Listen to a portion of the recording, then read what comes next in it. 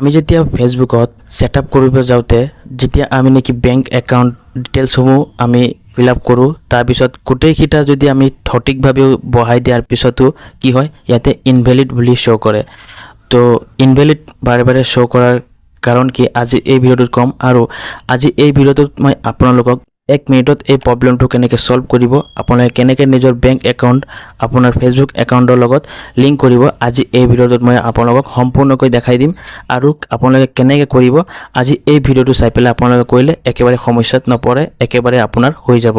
তো বন্ধুসকল এই প্ৰবলেমটো বহুতে পাই আছে নেকি আজি মই এই ভিডিঅ'ৰ জৰিয়তে আপোনালোকে এই প্ৰবলেমটোৰ সলিউশন দিম তো বন্ধুসকল তেতিয়াহ'লে বলক ভিডিঅ'টো আমি ফেচবুকৰ পৰা পেমেন্ট পাবৰ কাৰণে আমি তিনটা অপচন পাওঁ প্ৰথমটো হৈছে বেংক ট্ৰান্সফাৰ সেকেন্ড হৈছে ওয়ালেট ট্ৰান্সফাৰ 3 নম্বৰটো হৈছে লিংক ইউৰ পেবল একাউণ্ট সো বন্ধুসকল ইয়াতে আমি তিনটা অপচন দিহেতু পাওঁ তো প্ৰথম অপচনটো বেছিভাগে সিলেক্ট কৰে কাৰণ তাতে কি হয় $25 হোৱাৰ লগে লগে পইচাটো আমাৰ বেংক একাউণ্টলৈ পঠাই দিয়ে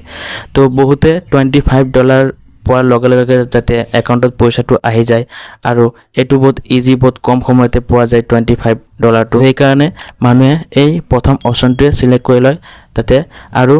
ইয়াতে বেছি বস্তু ৰিকোয়াৰ্ড নহয় IFSC কোড হোক বেংক একাউণ্টৰ নাম্বাৰ হোক এইকিটা দিলে তাতে হৈ যায় আৰু এটো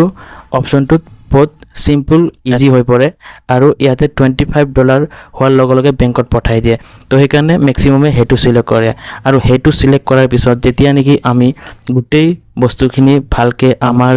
বেংক একাউণ্টৰ যে নাম্বাৰ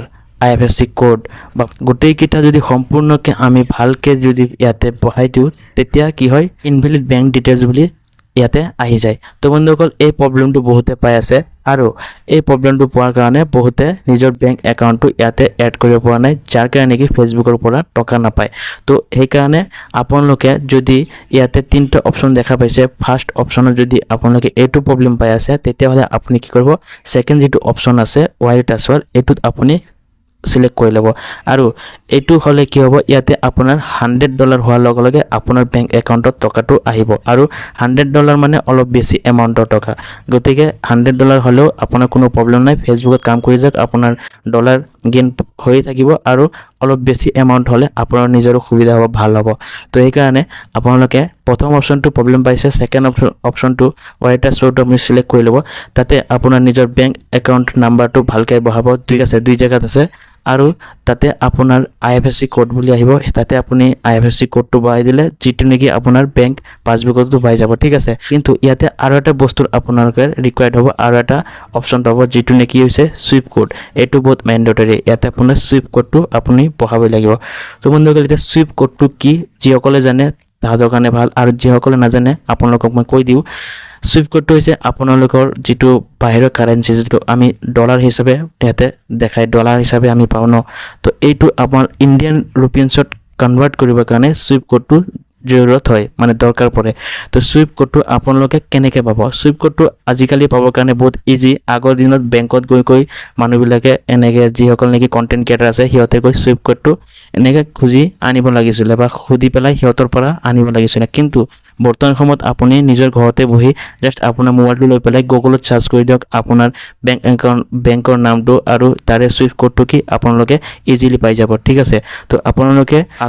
তাতে সুইফট কোডটো আপুনি বহাই দিব যেনেকৈ আছে একজেক্ট তেনেকৈ বহাই দিব ঠিক আছে বহাই দিয়াৰ লগে লগে আপোনাৰ যেটো বেংক একাউণ্টৰ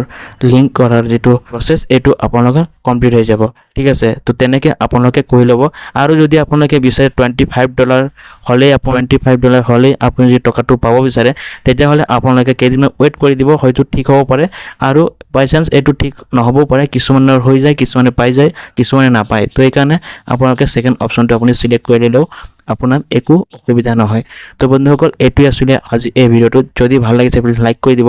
আৰু ভিডিওটো শেয়াৰ কৰিব নাপাৰিব কাৰণ বহুতে এটো প্ৰবলেম পাই আছে এটো প্ৰবলেমৰ কাৰণে হিয়তে ফেচবুকৰ পৰা টকা পোৱা নাই তো বন্ধুসকল আজি ইমানে ভালে থাকিব ধন্যবাদ।